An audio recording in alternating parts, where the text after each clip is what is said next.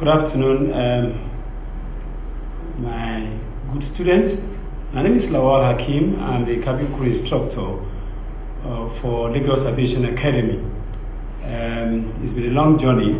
We thank God where we are today, and we bless God and hope that we'll be able to go further than this.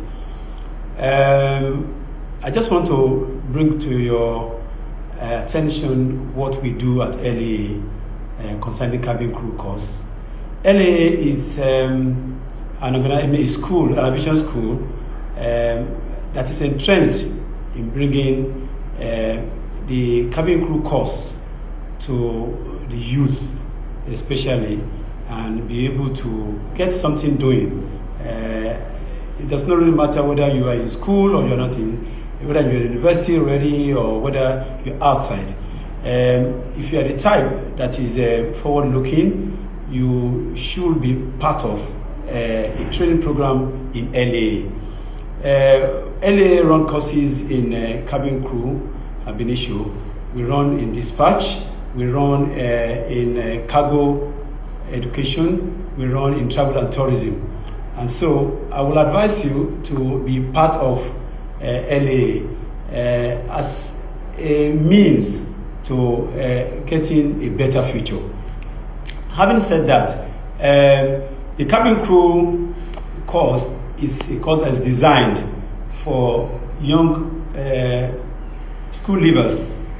The minimum requirement is anybody that is above 18 years and have evidence of educational qualification, maybe SSE. But I advise you, as you go ahead in the business, try and see if you can get a university degree, because these days now it is highly competitive. You will be exposed to the training. Again, you will be exposed to the medical assessment when you come in. The duration for the course is 4 weeks. You'll be taken through both theoretical and the practical aspect. Like I said, we operate on the KSC factor. That is the knowledge, the skill, and then the attitude. We'll expect you, when you come here, you will be able to have the knowledge about the cabin crew. And by and large, we take you through the practical drills, which involves the evacuation on land, evacuation on water, which is called the ditching, as well as firefighting. And then we expect you during the course to go through what we call grooming, in-flight services and grooming. So in other words, it is all encompassing. And LAA has been designed deliberately to deliver this quality training. We have in LAA seasoned instructors, cabin crew instructors, starting from myself. I used to joined aviation in 1990. It's been a while. The journey has been long, but we thank God so far getting to this level. And so I am, whether I like it or not, I am almost indebted to the profession. And so my job now is to impart relevant knowledge to the young coming behind me, and that's exactly what I'm doing here. The training starts on a good note. You will be exposed to go for medicals. In the medicals, you will be checked thoroughly and found fit. The medical personnel will go through all the necessary tests, and then it's an aviation medicine expert, and eventually give you a fit to fly medical report. Having done that, you come to LAA. We take you through the aviation technologies, the time conversion, drug and alcohol restrictions, aircraft in general, weather, and aircraft fires, emergency equipment training, basic principles of emergency training, ditching, which like I said is the landing of aircraft on water. What and what you need to do when you land on water. Again, we take you through cabin attendant, through crew member duties and responsibilities on board. We take you through first aid. By and large, the cabin crew is master of all. and whether you like it or not, you need to be at top of your game. Because subsequently, the exams we do here are as a result of careful selection of the instructors. The exam you will go through here, the pass mark is 80. And having gone through this exam, you can rest assured that the authority exam may just, if you are the type that read very well and take what you are taught here seriously, the authority exam will just be a good one for you to work over. Because, like I said, the instructors here are seasoned. There is other instructors from other airlines. It's a blend of the past and the present. Right now, in the pool of instructors for cabin crew, we have people who are presently flying.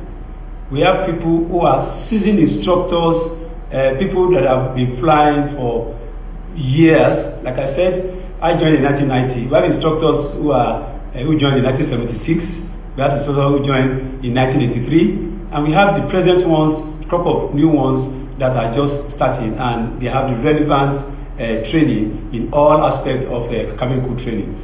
Again, you will go through in-flight services, crew resource management, dangerous good, aviation security. And at the end of the day, you'll be expected to finish the course, go through the practicals, go through what we call the competency check. We invite NCA, which is the authority in charge of cabin crew training, to come here. They will run a competency check on all the students, and then eventually, if they find them good, and which they have always been doing with LAA, they now take them through the practicals. Our practicals is done at Police College. It is an Olympic-sized swimming pool where you'll be taken through all the necessary training in swimming, and then the NCA officials will be there to see things for themselves. And then again, you go through the practical drills. We have a firefighting bay at the Police College. And eventually, the last part of the practical will be at the airport. We have an aircraft there that is meant for training. In there, you will go through the emergency procedures that happens on the aircraft, and then eventually you'll be made to feel how it feels to slide down the the slide, and eventually rescue your passengers. What we are trying to do is that we're trying to replicate all the emergency procedures that could ever happen in any flight. And so, having gone through this training, you now go through the NCA exam, which is in two folds. You have the air law, and then you have the aircraft. The pass mark is 75. If you pass those exams, and then we now send the report of the exam to the licensing department of NCA, who now issue you a license. Having gotten the license, we don't just stop at just getting the license. We go out of our way to help our students in getting a securing job. It is what we think the least we can do. Having trained the students, we go a long way to do referrals. Most airlines get in touch with us, and so we give them names of students that can best project the image of the school. And it's now left for them, when they go for an interview, to make sure they excel in such interviews. And when they do, which we have testimonies in our school, they are employed and they start a career in cabin crew. The cabin crew job is a career that is promising. We only pray and hope that our government will open up the space. I used to tell my students when they ask me questions, they say we are too much. Cabin crew in Nigeria are never too much. I give an example. British Airways, that's one single airline. British Airways has over 15,000 cabin crew. You can Google it. That is one single airline in London. So you can expect that, and as at the last count, the cabin crew license I saw here was just 9,000. minus those of us that are not even flying, minus those people that flew with Nigeria Airways. So you can imagine in Nigeria, we are not yet there. I will only pray that our government will see reasons to open up the space. Let other airlines come up. Let's have a national carrier. The national carrier alone have capacity to take thousands. If you have the 747 aircraft alone, carried nothing less than 17 crew members. So you can imagine, 17 crew are preparing to go. 17 crew are flying the machine in the air. 17 crew are at destination to take over from people that are flying. You can imagine on just one aircraft, we are talking of 17 times 3. On just one aircraft, on just one flight. So, if we can open up the space, if the government can open up the space and have national carrier, you can be rest assured that the cabin crew are not enough. I was made to, so I just one question and I was telling me why, if you have a license in Nigeria, can you use it abroad or something? Yes. All you need to do is to domesticate your license in the respective country. I had a license to fly in Greece, but I started my career in Nigeria.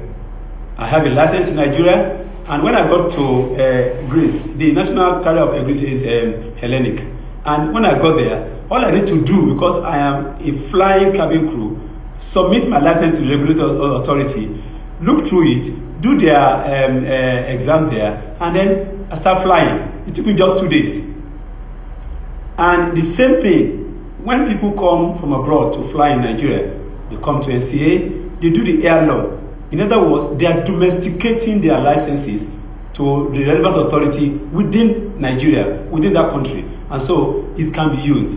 The last time, at my last count, I think last month, Emirates had an open day at Accra, Ghana. And many of our students went there. I have testimony that about 2 of our students were eventually taken, and they were told to come to Dubai for further interview. That's a good thing. Why this is possible is that they already have a license. They already have the training and have a license. Subsequently, it is easier for them. When they go for interviews, most of the questions, even before the interview, that's one of the things about LA. We don't just push you out. When you get in touch with us, almost all the time, I'm always talking to my students. When they have issues, when they have interviews, and those are added advantage of LA.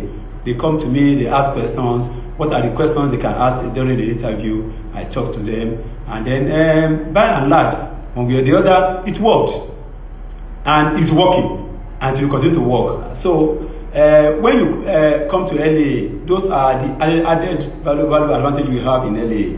We don't really just push you out.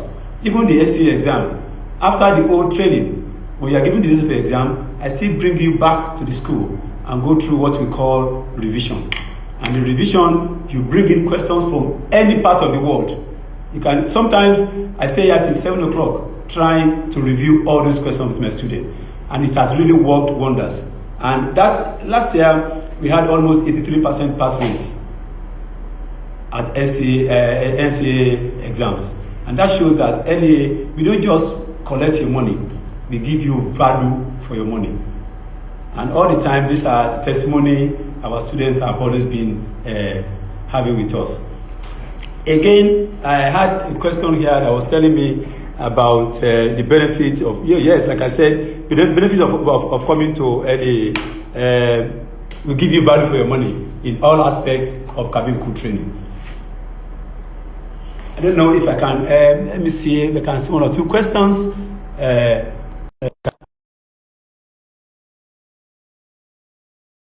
I'm just going through some of your comments, and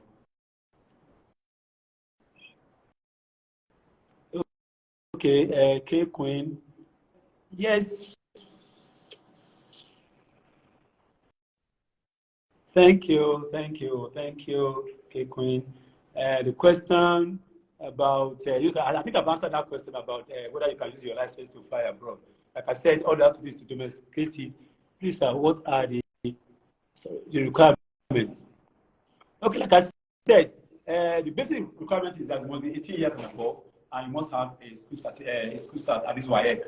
But like I said, when you finish your license, because these days now it is very, very competitive in all areas of business. It's very competitive. So if you have other degree, it will help you further it will enhance your being employed in some airlines. I'm trying to look through your questions. The height of, yes, for men, the height is 6'7", while for ladies, we can have, again, depending on your aircraft, for the minimum you can have as a lady is 5'6". But you see, if you are flying the 747, which is a very big jet, your height will not really matter. But for example, now if you are flying the small jet like HS125, if you are 7'6", you can rest assured that you will bend. So we have the minimum is for ladies is 5'2", and the minimum for a guy is 6'7". I'm looking at other questions. Okay, I've done about the height. The age, you don't really have the age limit. Now the minimum you have is 18 years, and then you can now go into all aspects of cabin crew. Right now, you can see I'm old and I'm still relevant in the business. You see, I have some of us that are still very, very relevant in the training of cabin crew. Thank you. I'm going through your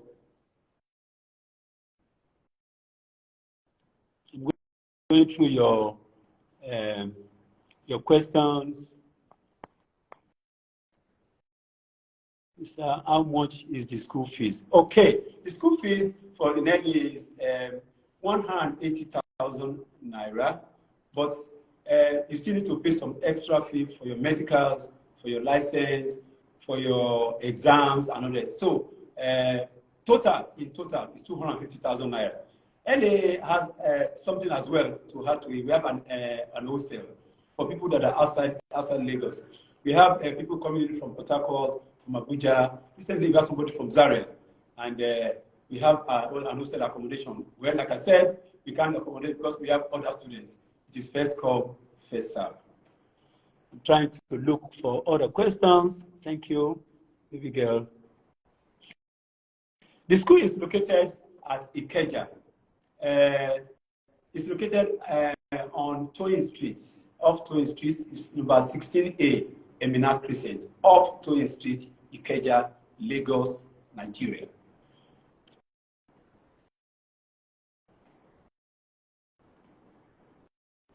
Yes, a married person can apply. All you have to do is to have a good, agreement with your spouse, because the job takes you outside your domain most of the time, especially if you are doing the international flight. International flight takes you 2-3 days outside your base, and then you need to have an agreement with your spouse. And if you do, the sky is the limit. I started the job when I was not married. I got married in the job, and I'm still married, and it's been fun. The good thing is that it gives opportunity to know everybody, because on board you meet people, and then when you start flying international, you have the opportunity to move all over the world. And then precisely you can get married, you can come into the job. The only thing is that if you start flying today, some airlines will tell you 2 years into the job, you cannot get pregnant or something. But at least after 2 years, the sky is the limit for you. I'm trying to look at other questions. Oh, thank you, J Girl. Thank you, J Girl. I appreciate you. I really appreciate you. Thank you very much. I'm trying to look at other questions. Thank you very much, my dear. You're most welcome. We'll be waiting for you here. We'll talk about where the school is located.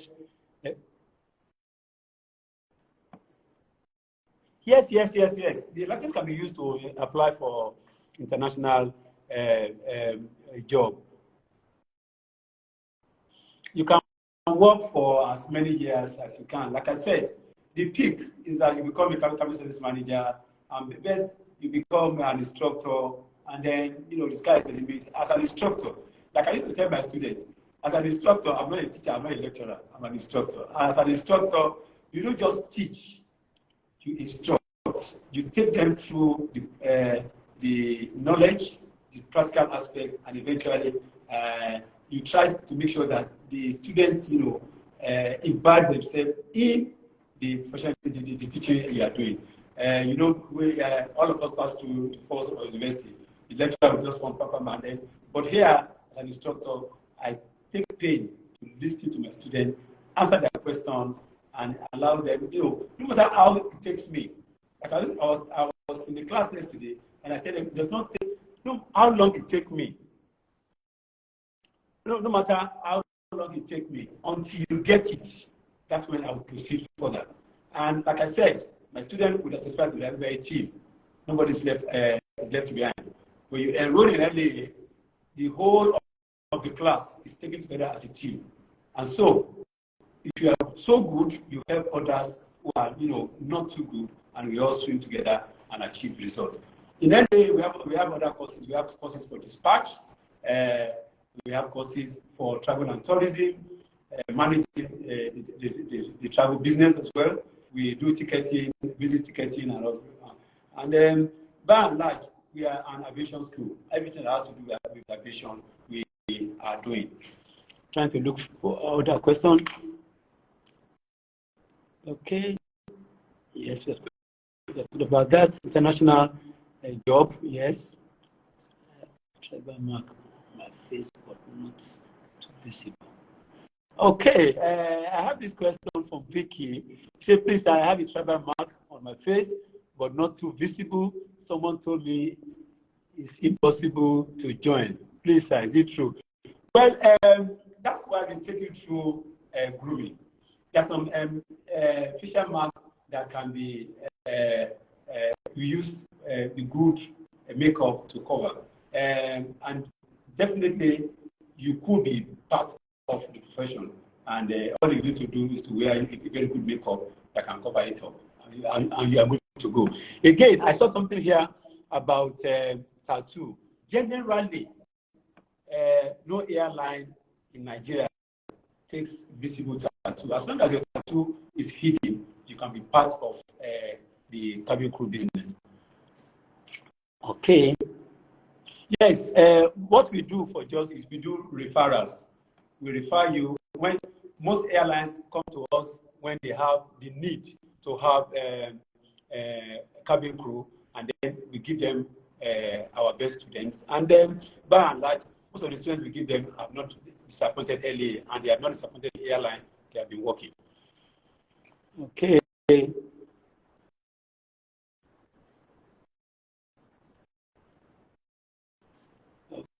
Okay, the license proves you are a cabin crew under Nigerian authority when you get a job, and you need to need the license of the country you are. Yes, please. Like I said, you need to domesticate that your license in that country. So when you go there with the Nigerian licenses, the fact that you are a cabin crew, all you need to do is to do the air law of that country, and you are given the license of that country. Thank you. I'm trying to look at other. Does having a burn scar on the right foot affect being recruited? Right foot, because if it's a foot, because you're going to wear your shoe, I don't think that should be a problem for you. Anywhere to just be converted. Yes, like I said, to be converted when you get to that where you're going. Yes, generally, yes, during the training, you'll be trained to wear the pantyhose. The reason is this: you're going to know when you come for the training. In the aircraft, you breathe artificial oxygen. When the aircraft is taking off, there is what we call pressurization. In pressurization is act of, and a layman pumping in air into the cabin of the aircraft so that the environment will be breathable. And so it is a forced pumping. So it has effects on the human skin. And so we advise for men, they wear trousers. But for ladies that constantly go into this flying business, we advise them to wear the pantyhose, at least to protect their skin from such forced air. Because when you go through this forced air all the time, it can affect your bone. And that's why we advise cabin crew to always wear pantyhose. We have talked about the height. Yes, you are allowed to wear pantyhose. Yes, please. I'm looking. Okay.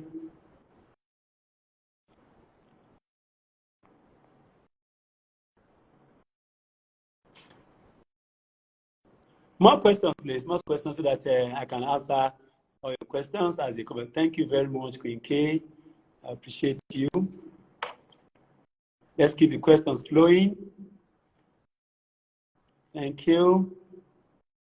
Thank you.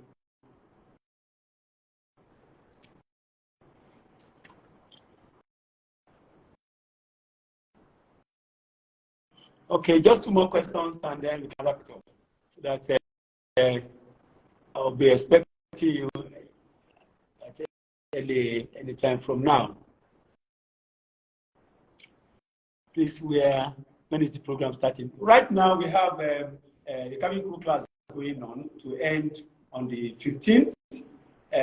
We would have loved to start another one probably on the following Monday. But for this election, what Nigeria is going through now, we are not really too sure of the class.